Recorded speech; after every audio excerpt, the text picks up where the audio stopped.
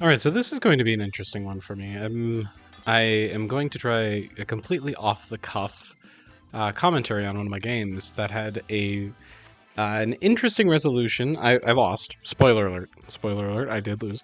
Um, I learned a lot by losing, but this is definitely one of the ones where I lost.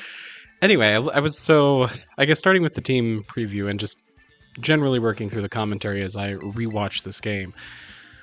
Um, Initially here, I think I made the mistake of bringing the Typhlosion, which I saw the Rillaboom, I saw the King Gambit, and I was like, sweet, this will be great.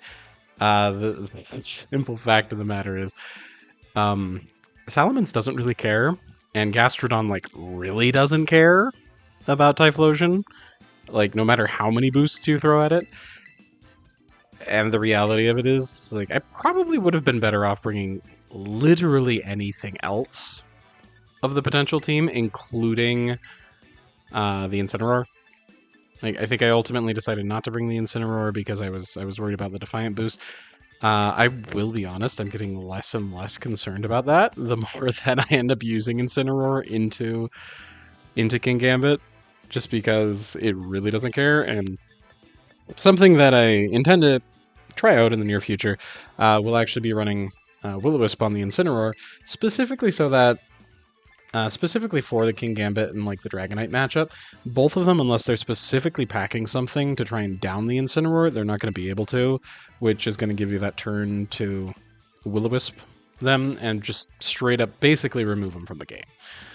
So, I mean, obviously it's not a total removing, but it definitely neutralizes a lot of the threat that they are bringing to the table. So anyway, I really like their trainer card, and honestly I need to get one of my own. Just haven't sat down and done it yet. So anyway, they start with a King Gambit Salamence lead, which is a really solid lead. I mean, you've got the Intimidate off the Salamence, and then you've got King Gambit, who responds well to Intimidates of your own. I mean, that effectively drops the attack potential of my Rillaboom a lot, and if I was thinking through this one clearly, I would have gone for a Terra on the Typhlosion to make it survive the Sucker Punch from the King Gambit. You'll see here in a moment, I don't. Or I would have gone for the Fake Out into the King Gambit. Like, either of those would have been fine. Instead, I decided not to do either of those, and just go for a Raw Eruption and a Fake Out into the Salamence. Yeah. We'll just kind of let that be that, because then the King Gambit goes for the Sucker Punch, boom, Typhlosion's out of the action. I no longer have a special attacker in this battle, and that's a problem. So yeah, that... Oh wait, no, I take that back. I brought Golden Go. And Golden Go's good, but like this particular situation, that was about as bad as it possibly could go. So we get the Quaquaval out there, and this is kind of where things really take a downhill turn. I mean, obviously that first turn was really bad, but like yeah, we could knock off there, and Quaquaval could then just... I'm really not sure where I was going with this. At that point, I think the loss of the Typhlosion threw me off so much for that match. Yeah. So anyway, lock in the moves, and they are playing a fantastic game. And definitely not one of my stronger performances. So anyway, they withdraw the King Gambit, which is the right play. You either have to Terra or you have to withdraw the King Gambit, because leaving it in front of a close combat's a bad idea. They send out the Clefable. The Heat Wave off the Salamence is very effective in terms of putting some damage out on the Rillaboom. The close combat does next to nothing, but it was the attack to put into the King Gambit slot. But admittedly, they made a great call in bringing out the Clefable.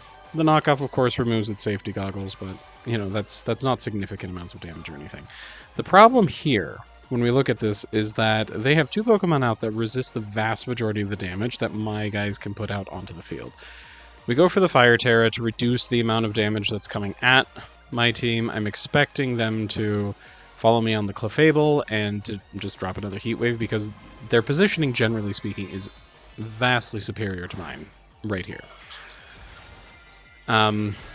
Retrospectively, I think the appropriate play... Well, yeah, I couldn't really swap in the Golden Go in that case. Like, the appropriate play was to not lose the Typhlosion in the first place. because then that would have given me something to swap in here. But in this case, attempting to get rid of the Clefable, they read that, they go for the Air Slash straight into the Rillaboom.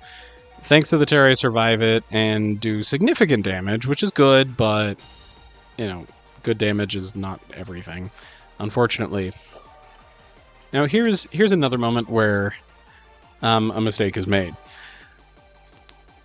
if I'm remembering correctly what I did. But we'll see in just a second here. So, yeah, we swap into the Golden Go. And I decide to go for the Aqua Jet.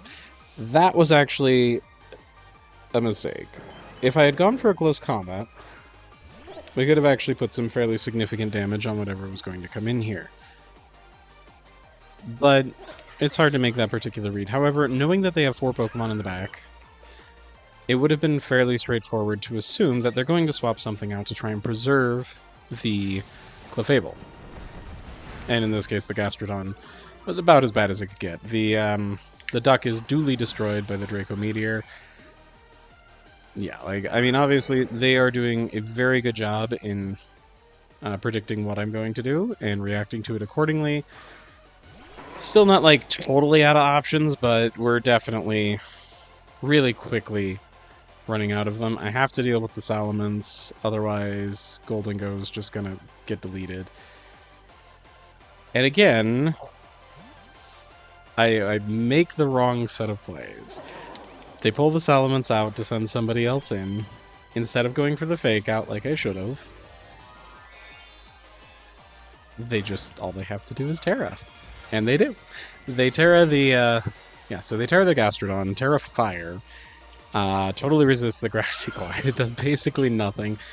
Since I did not fake out the Gastrodon, it leaves the Gastrodon wide open to just put an Earth Power into the Golden Go.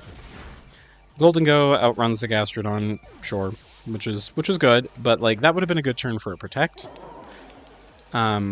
Definitely, however, a case of me, I'm almost positive I was feeling kind of desperate to try and claw my way back into the game, but the +1 Earth Power just deletes the Golden Go.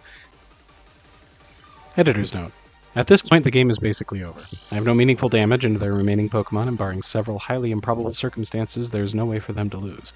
Since I do not surrender, I decided to speed up the back part of this game, but ultimately gave me a great opportunity to practice not giving in to my own inclination to surrender, and to get frustrated as the game wore on. Enjoy the montage.